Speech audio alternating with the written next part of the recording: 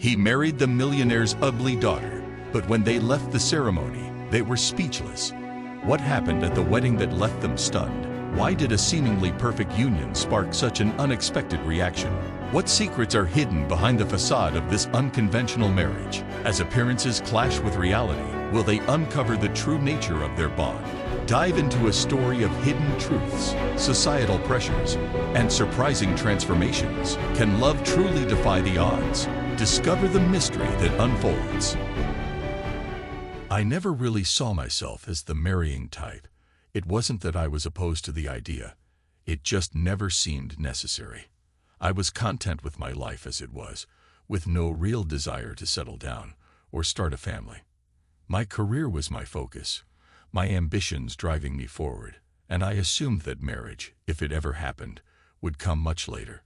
But when the proposal to marry Mila was brought to me, everything changed.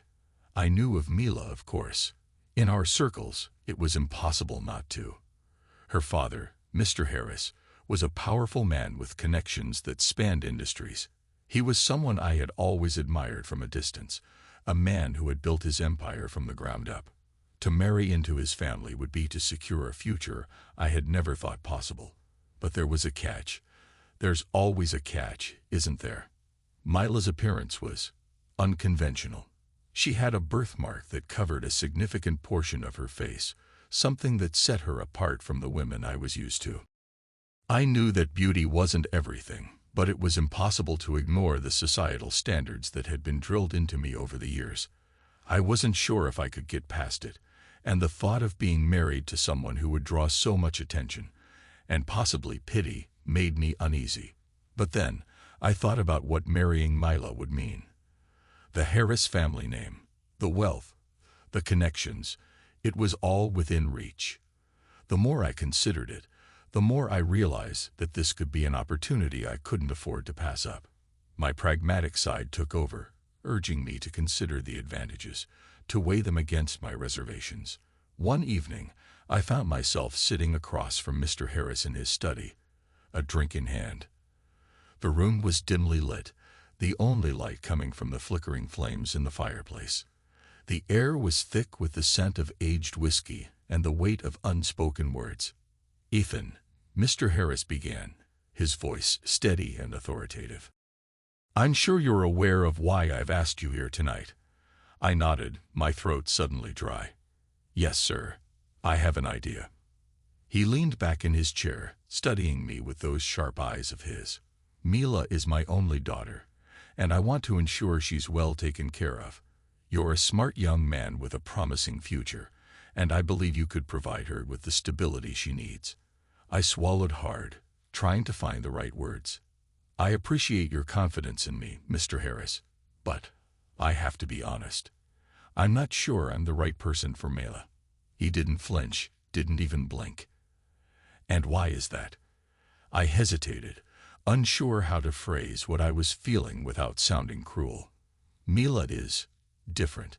I'm not sure if I'm ready for that kind of attention, for the whispers and the looks." Mr. Harris' expression didn't change, but there was a slight tension in the air. "I won't pretend that Mila's life has been easy. She's faced more than her fair share of challenges because of her appearance. But she's strong, Ethan. Stronger than you might think. And with the right partner by her side, I believe she can overcome anything." His words struck a chord in me, but I still wasn't convinced. It's not just about her, though. It's about what others will think, how they'll perceive us as a couple. Mr. Harris leaned forward, his gaze intense. "Ethan, people will always talk. They'll find something to criticize no matter what. But what matters is how you handle it. Are you the kind of man who lets others dictate his life, or are you the kind of man who sees beyond the surface and recognizes true value?" I sat there in silence, his words echoing in my mind. Could I be that man? Could I look past Mila's appearance and see her for who she really was? It wasn't an easy decision, but I knew that if I walked away, I'd always wonder what could have been. Finally, I looked him in the eye and nodded. "I'll consider it, Mr. Harris. I need some time to think. But I'll consider it." He gave a small, approving nod. That's all I ask, Ethan. Take your time. But remember, opportunities like this don't come around often. As I left his study that night, my mind was a whirlwind of thoughts. The idea of marrying Mila was daunting, but the potential rewards were undeniable. I knew I had a choice to make, one that would change the course of my life forever. I wasn't there when Mila was born, of course, but I've heard the story enough times to picture it vividly in my mind. It was the moment that changed everything for Mr. Harris.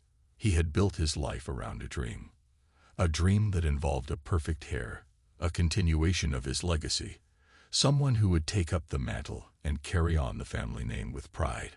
But when Mila was born, that dream began to unravel. The night of Mila's birth was supposed to be a celebration.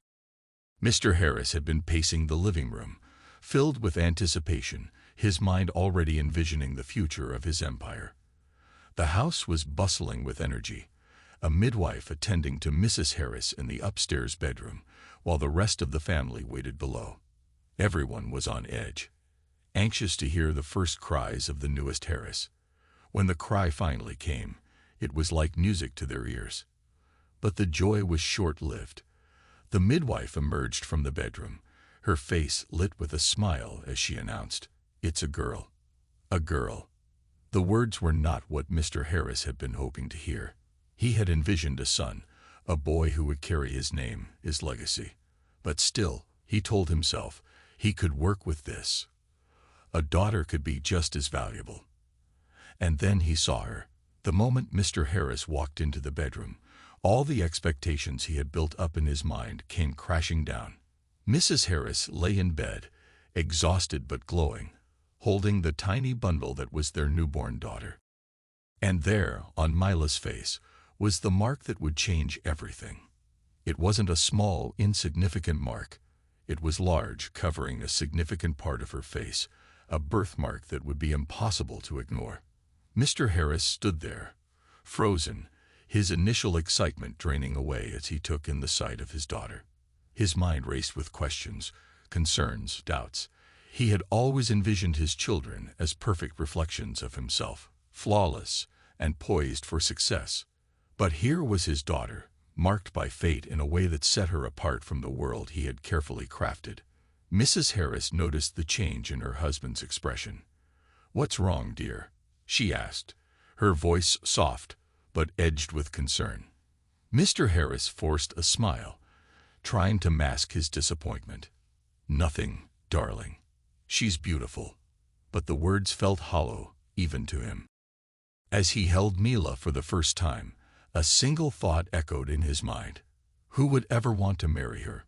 He tried to shake the thought away, telling himself it was just a momentary lapse, a fleeting weakness. But it lingered, gnawing at him, as he imagined the future. The whispers, the stares, the cruel comments that would surely follow Mila wherever she went. How could he protect her from that? How could he ensure she would have the life he had always dreamed for his children?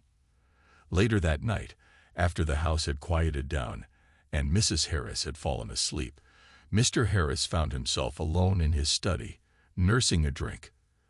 The fire crackled in the hearth, but its warmth did little to ease the cold knot of anxiety in his chest.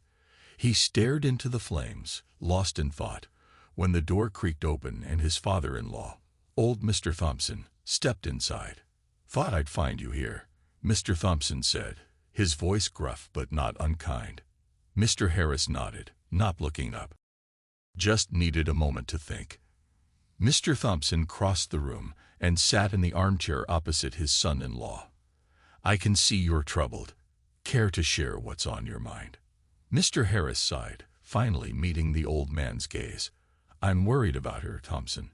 That mark. It's going to make life difficult for her."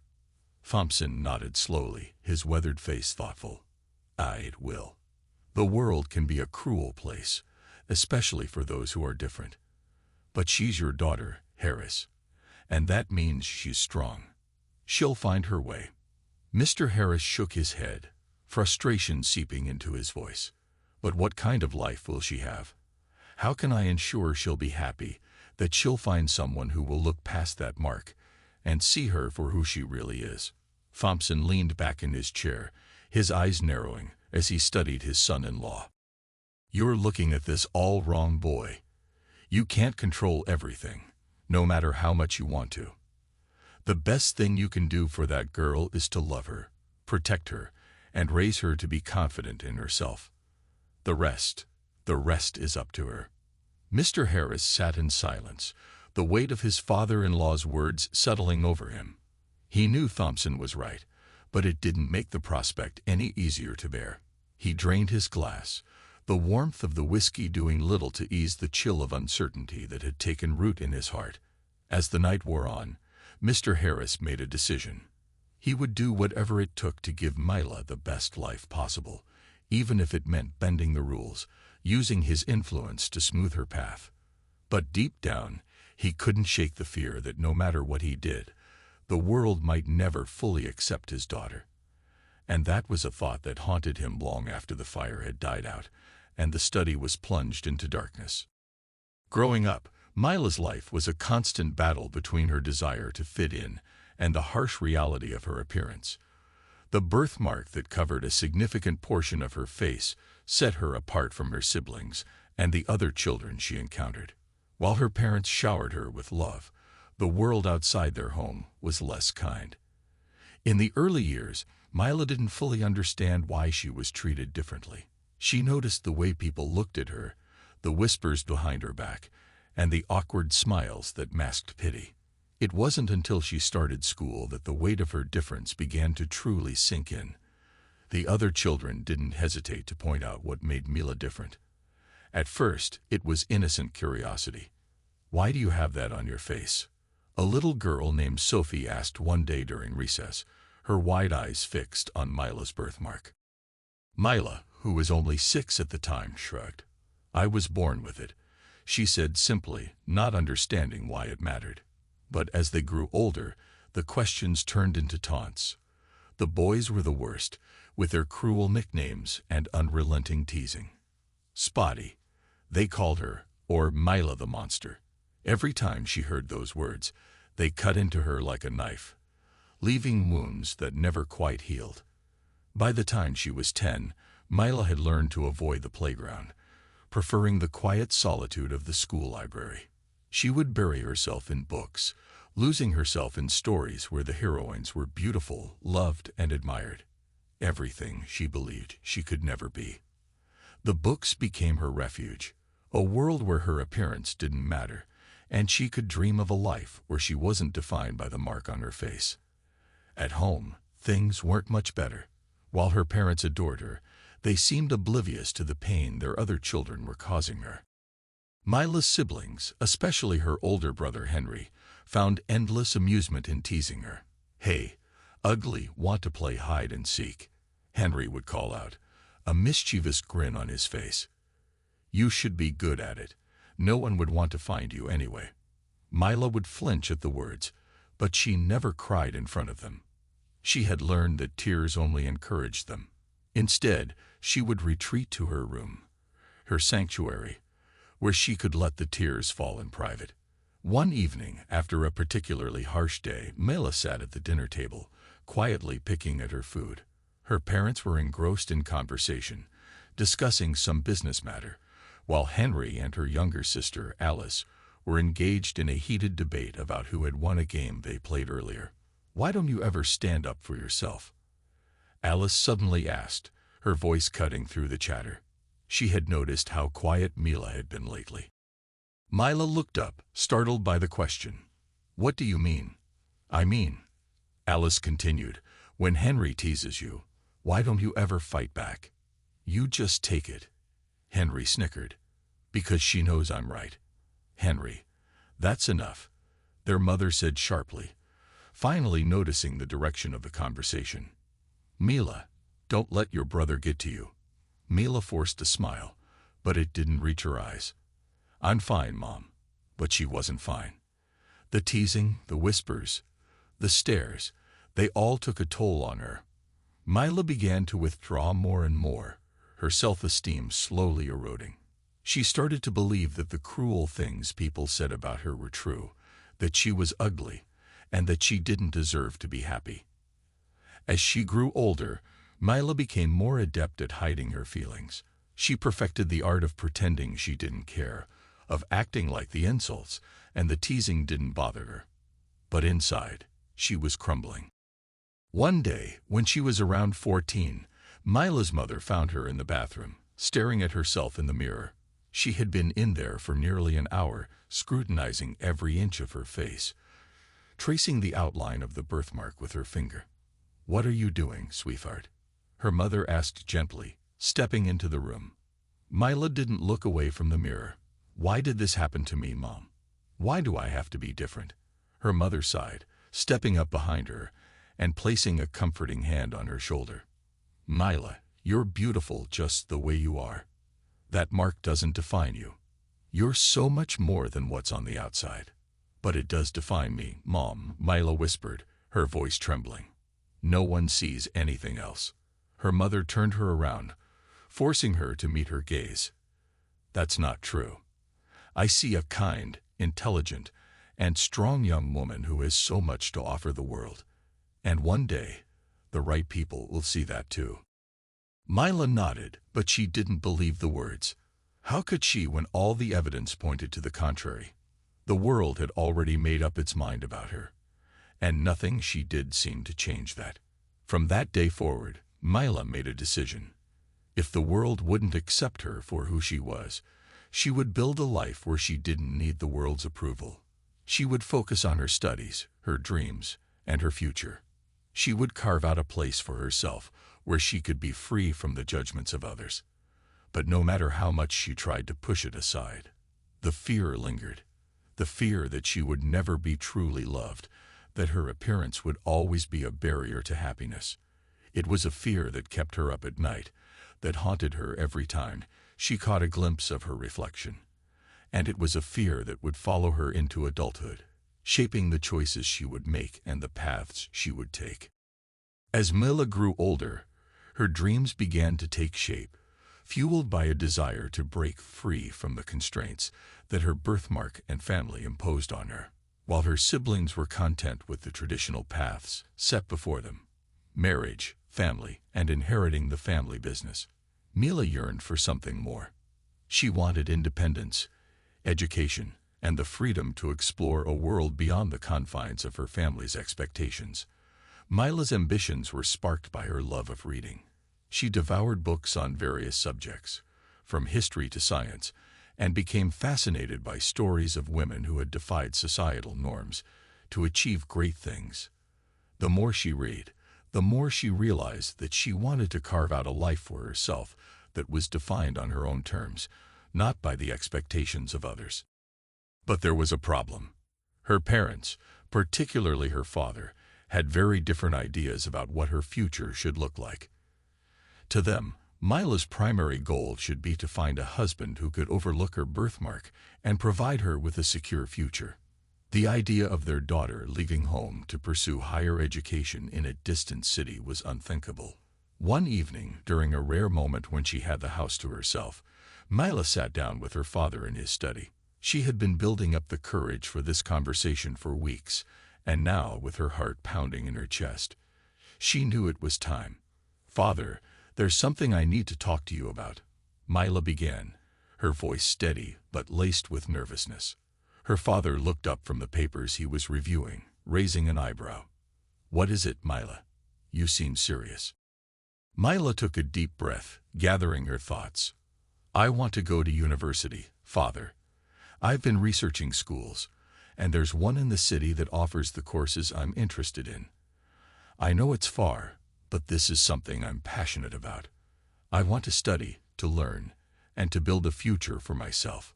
Her father's expression hardened, and he leaned back in his chair, crossing his arms. "Mila, we've discussed this before. Your place is here, with your family. What do you need a university education for? You'll marry, start a family, and everything will be taken care of."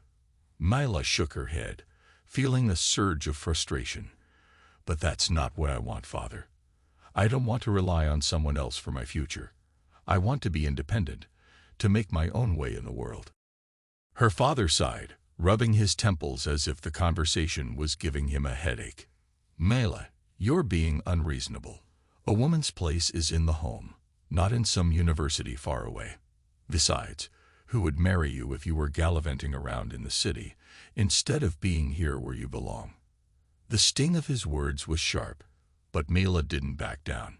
She had anticipated this reaction, and she knew she had to stand her ground.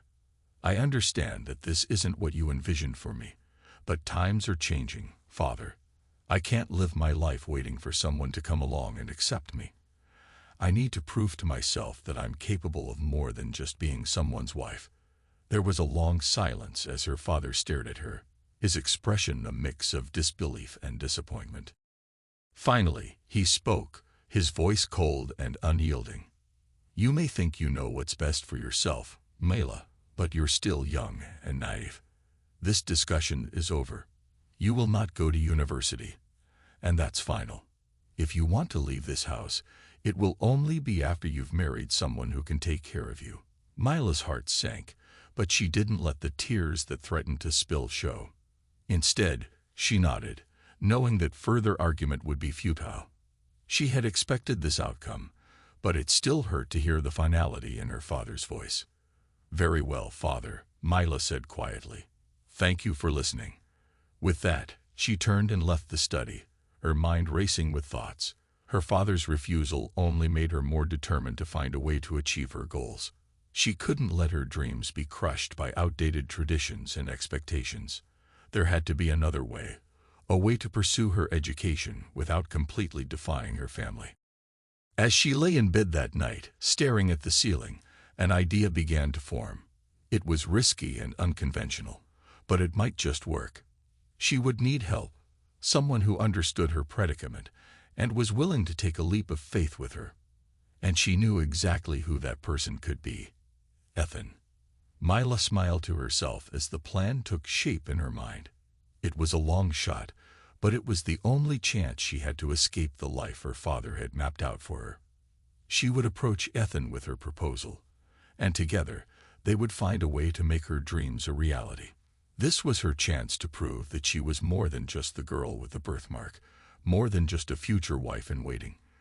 Mila was determined to write her own story, one where she was the heroine, not the victim. And no matter what it took, she would make it happen. Mila's plan was daring, to say the least. After her father's refusal to let her attend university unless she was married, she knew she had to take matters into her own hands. The idea of a fake marriage was audacious, but it was the only solution she could think of that would allow her to pursue her dreams while satisfying her parents' demands. But she couldn't do it alone. She needed someone she could trust, someone who understood her situation, and might be willing to go along with her plan. Ethan was the only person who came to mind. They had known each other for years, growing up in the same social circles, and though they weren't particularly close, they had a mutual respect for one another. Ethan, too, had his own struggles, mainly financial ones, that had put his education on hold. Mila hoped that her proposal might offer a solution to both of their problems.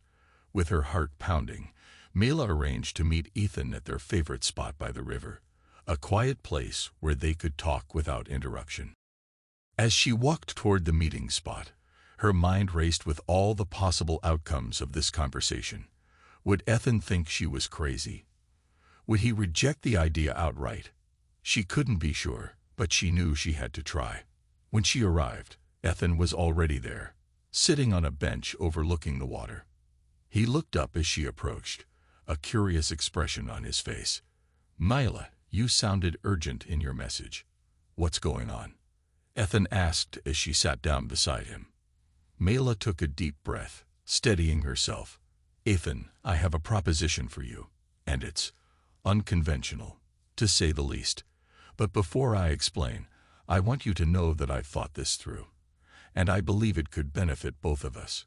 Ethan raised an eyebrow, intrigued. All right, you have my attention. What's this proposition? Mila hesitated for a moment, then decided to dive right in. I want us to get married. Fake married, that is.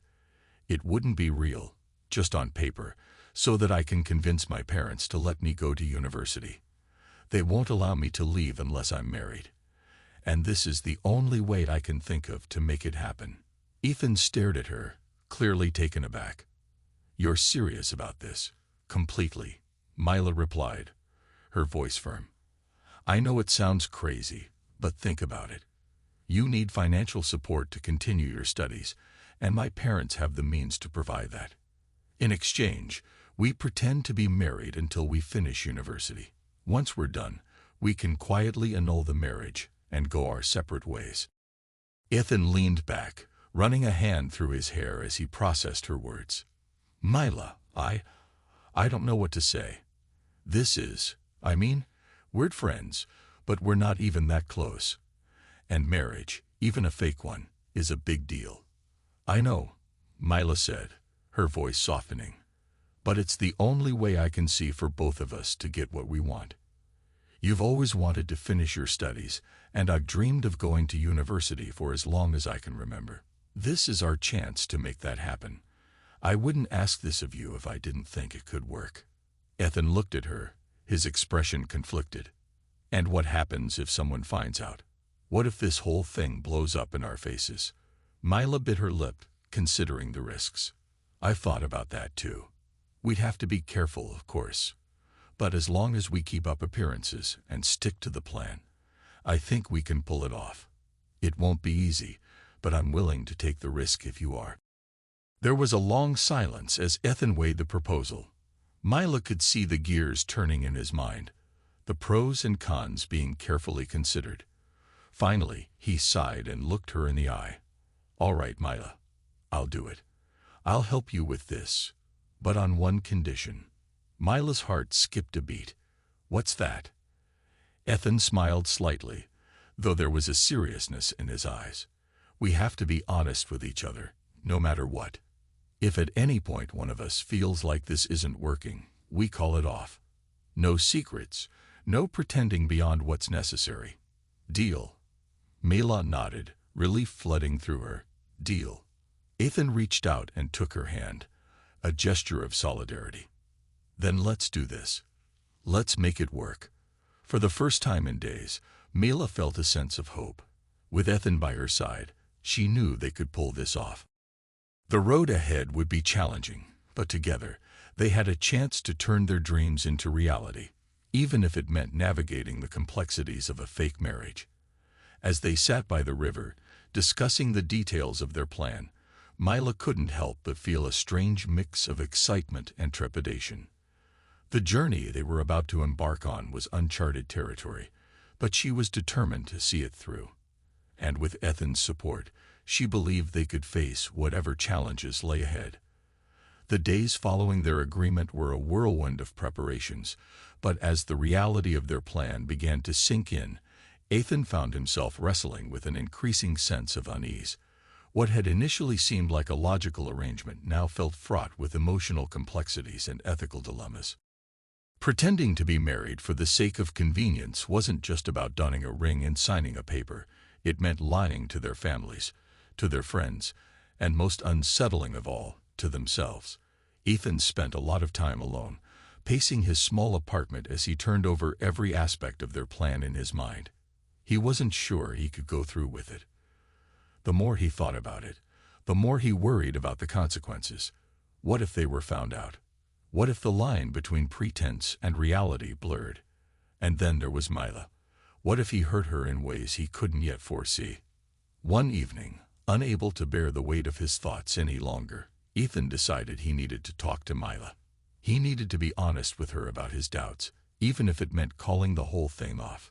He called her and asked to meet at the cafe they often frequented, a cozy little place with a warm atmosphere that had become a quiet retreat for them both. When Mila arrived, she immediately sensed something was wrong. Ethan was sitting at a corner table, staring into his cup of coffee, his brow furrowed in deep thought. She sat down across from him, concern etched on her face. "Ethan, what's going on? You look troubled," Mila said softly, trying to catch his gaze. Ethan finally looked up, his eyes filled with a mix of uncertainty and guilt. "Mila, I've been thinking a lot about our plan, about the fake marriage. And, I'm not sure I can do this. Mila's heart skipped a beat. What do you mean? I thought we agreed. We did, Ethan interrupted, his voice heavy with regret. But the more I think about it, the more I realize how complicated this is going to be. We're not just fooling your parents, we're lying to everyone. And what if things don't go according to plan? What if we can't pull it off? Mila took a deep breath, trying to steady her nerves. She had anticipated this conversation, but now that it was happening, she wasn't sure how to respond. Ethan, I understand your concerns. Believe me, I've thought about all of this too. But we agreed to do this because we both have something to gain. You'll be able to continue your education, and I'll finally have a chance to pursue my dreams. It's not going to be easy, but I believe we can make it work. Ethan shook his head, his expression pained. I know you're right, but I don't want to hurt you, Mila. I don't want to mess this up and make things worse for both of us. What if pretending to be married changes things between us in ways we can't undo? Mila reached across the table and took his hand, her touch gentle but firm. Ethan, I appreciate that you're worried about me, but this was my idea. I wouldn't have suggested it if I didn't think we could handle it. We've been honest with each other so far, and that's the most important thing. As long as we keep that honesty between us, we'll be okay. Ethan looked down at their joined hands, feeling the warmth of her reassurance, but the doubts still lingered. And what about after? When all of this is over, how do we just go back to being friends? Or do we go our separate ways? I'm not sure I can pretend like nothing happened. Mila sighed, understanding the weight of his concerns. I don't know what will happen after, Ethan. But I do know that I want this chance. For both of us. We're doing this because we're both stuck. And this is a way out. Maybe it won't be easy to go back to the way things were, but we'll cross that bridge when we get there. For now, let's just focus on getting through this together. Ethan looked into her eyes, searching for any sign of doubt or hesitation, but all he saw was determination. Mila was resolute, and her resolve gave him a sense of calm he hadn't felt in days. He knew she was right. This was their best chance at achieving their dreams. But it didn't make the decision any easier. All right, Mila, he finally said, his voice steadying. We'll do this, but I need you to promise me one thing. Anything, Mila replied, relief washing over her. If at any point this gets too difficult, if either of us feels like we can't keep up the pretense anymore, we'll talk about it. We won't let this ruin our friendship or our futures. Agreed. Agreed, Mila said with a smile, squeezing his hand. Thank you, Ethan. I know this isn't easy, but I believe in us. We'll get through this. Ethan nodded, feeling a renewed sense of purpose. The road ahead was still uncertain, but with Mila's confidence bolstering his own, he was ready to face whatever challenges came their way. As they sat in the cafe, discussing the final details of their plan, Ethan's reluctance began to fade, replaced by a quiet determination to see this through, for both their sakes. The wedding day dawned with all the splendor one might expect from a union involving a millionaire's daughter.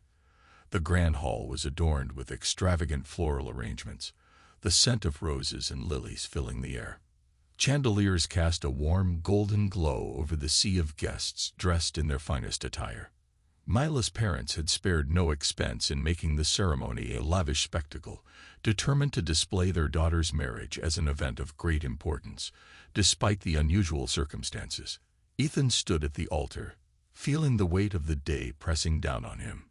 Dressed in a tailored suit, he looked every bit the part of the groom, yet his heart raced with apprehension. He stole a glance at Mila, who was making her way down the aisle on her father's arm. She looked stunning in her wedding dress, the lace and satin accentuating her figure. Yet Ethan could see the tension in her smile, the unease in her eyes, as if she was silently pleading for the day to be over. When they finally stood together at the altar, Ethan took Mila's hands in his, offering her a reassuring squeeze. She returned the gesture, her grip firm, as if drawing strength from the simple act of holding his hand. The ceremony proceeded in a blur of vows and exchanged rings, each word feeling both monumental and strangely hollow given the circumstances. As they were pronounced husband and wife, the room erupted in applause. Ethan and Mila shared a brief, awkward kiss that elicited cheers from the crowd, but behind their smiles lay the shared understanding of the true nature of their union. This wasn't a love story, not yet at least. It was a carefully orchestrated performance, a means to an end. The reception that followed was equally grand, with tables overflowing with food, champagne flowing freely, and music filling the hall. Ethan and Mila moved through the crowd, exchanging pleasantries with guests, accepting congratulations with practiced smiles. But beneath the surface, both felt the strain of maintaining the charade. As the evening wore on, they finally found a moment to slip away, seeking refuge in a quiet corner of the hall.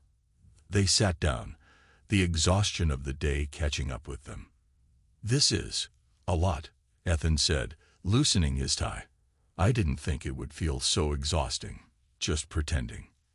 Mila nodded, her expression weary but resolute. "I know.